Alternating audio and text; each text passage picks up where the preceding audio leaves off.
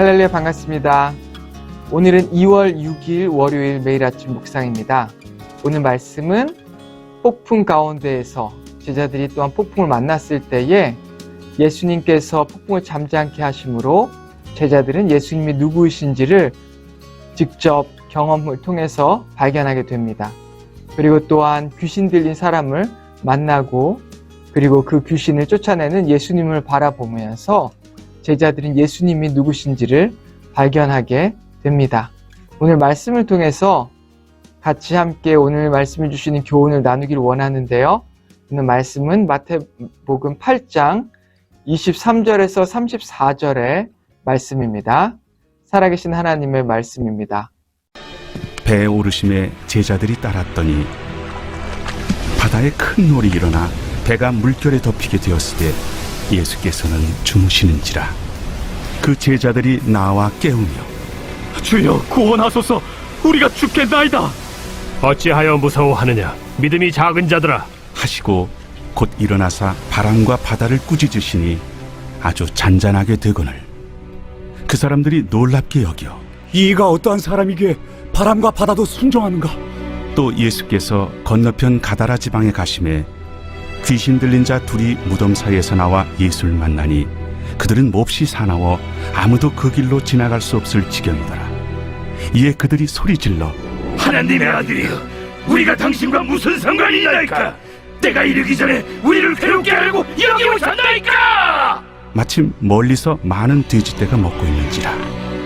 귀신들이 예수께 간구하여 이르되 만일 우리를 쫓아내시려면 돼지떼에 들여보내주소서. 가라. 하시니 귀신들이 나와서 돼지에게로 들어가는지라. 온 떼가 비탈로 내리더라 바다에 들어가서 물에서 몰사하더니 치던 자들이 달아나 시내에 들어가 이 모든 일과 귀신 들린 자의 일을 고하니 온 시내가 예수를 만나려고 나가서 보고 그 지방에서 떠나시길 간구하더라. 우리가 인생을 살아가다 보면 우리가 원하지 않는 폭풍과 같은 힘든 일들을 만날 때가 있습니다.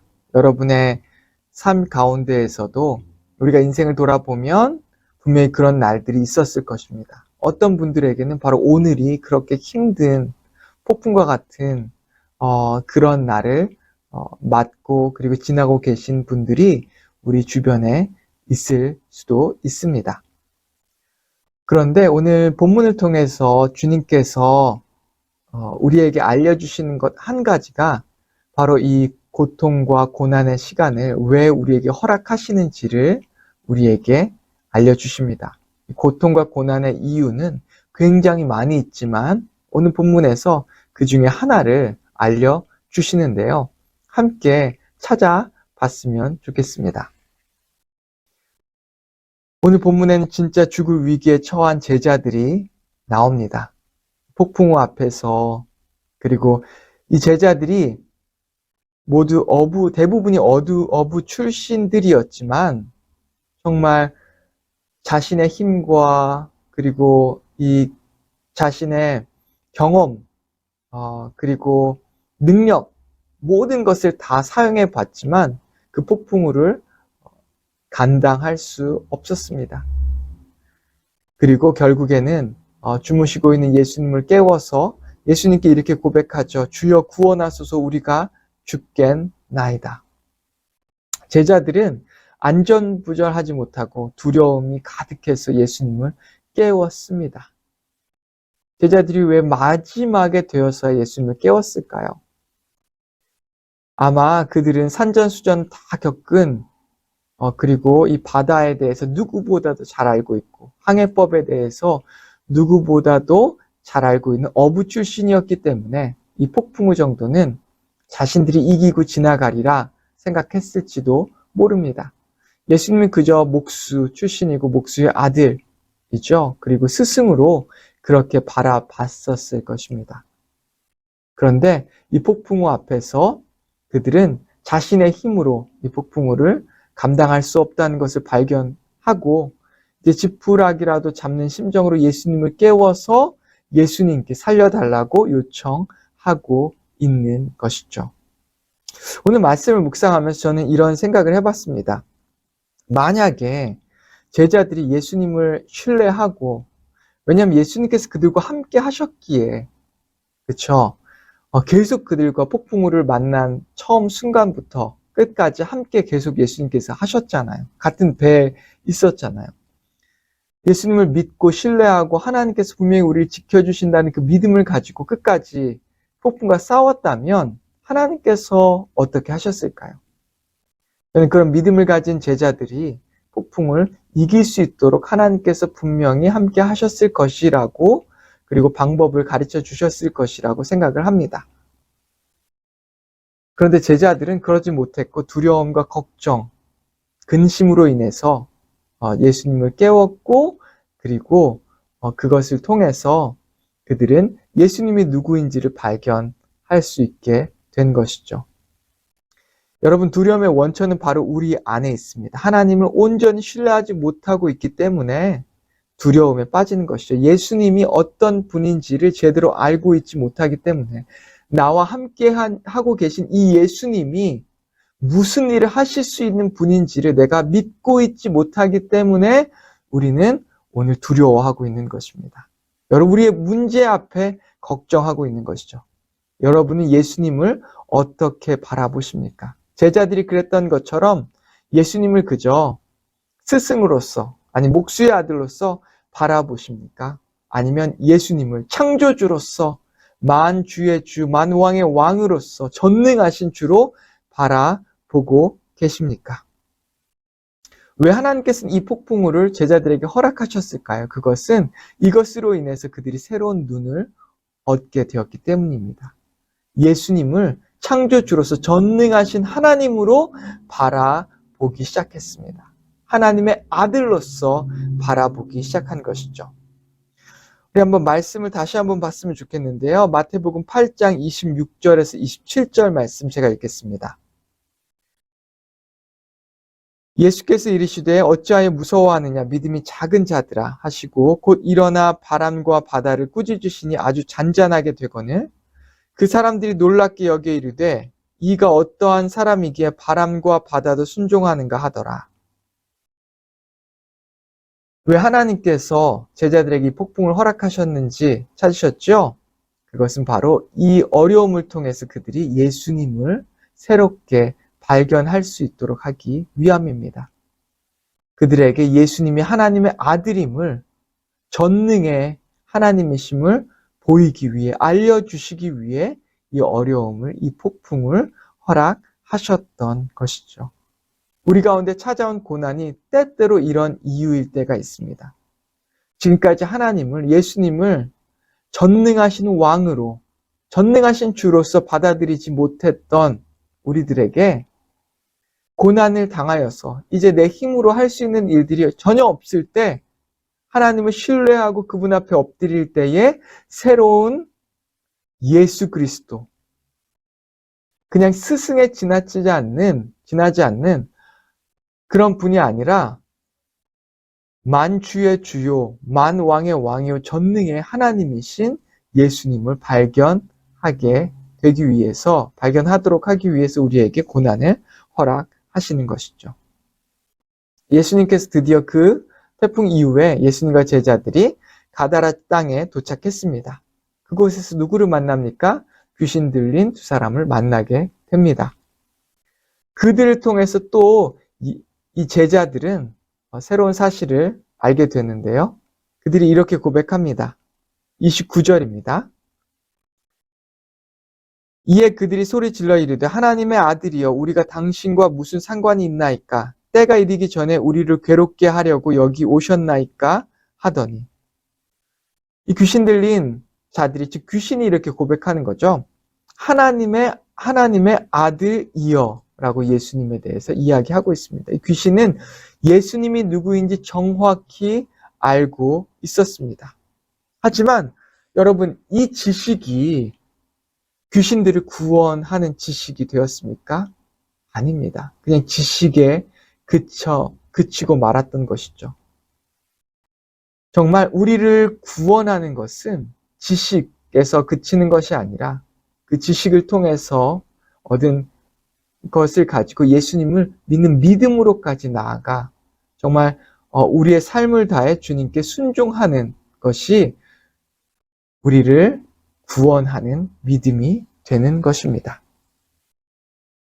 우리가 알고 있는 단순한 지식이라도 그것 가운데 정확한 지식이라도 그것 가운데 삶의 고백이 없다면 순종이 없다면 진정한 지식이 될 수 없습니다.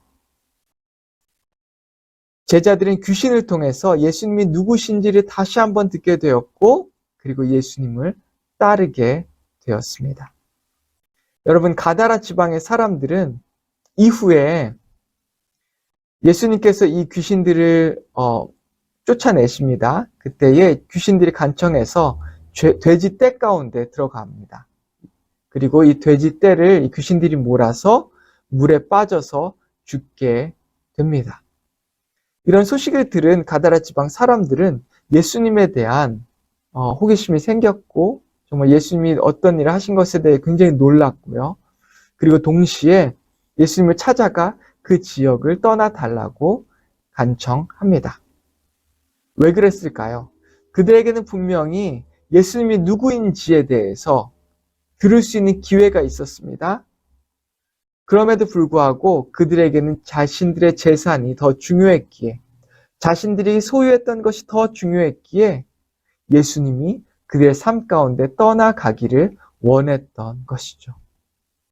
여러분의 반응은 어떻습니까?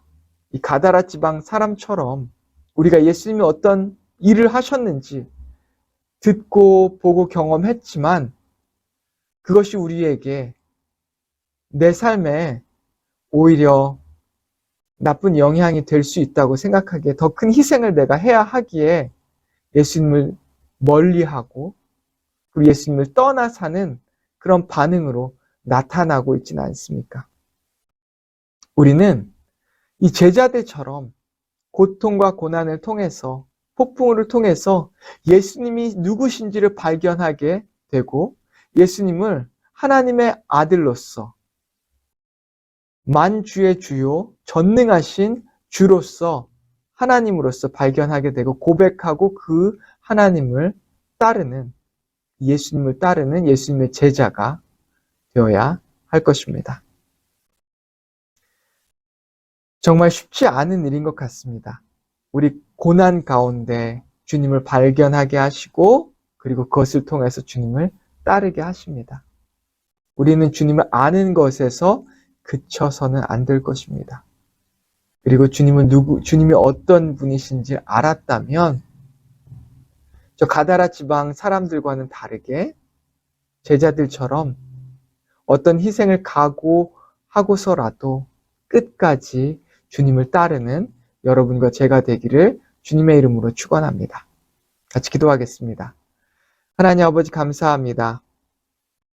고난 가운데에서 정말 폭풍우 가운데에서 여전히 우리와 함께 하셨던 주님. 하지만 우리가 주님을 전능의 주로 보지 못하였음을 고백하지 않았음을 주의 이 시간 회개합니다. 지금 이 시간에도 우리와 함께 하시는 주님, 우리가 눈을 들어 주님께서 하나님의 아들이심을 고백하고 전능한 주의로 주님을 바라보길 원합니다.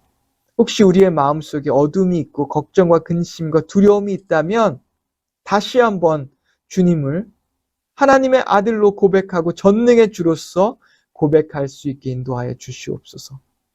그리하여 우리가 가진 모든 두려움과 걱정, 근심 사라지고 정말 주님께서 우리를 통하여서 우리의 믿음을 통하여서 놀라운 일을 하는 것을 발견하게 하여 주시옵소서. 예수님의 이름으로 기도했습니다. 아멘.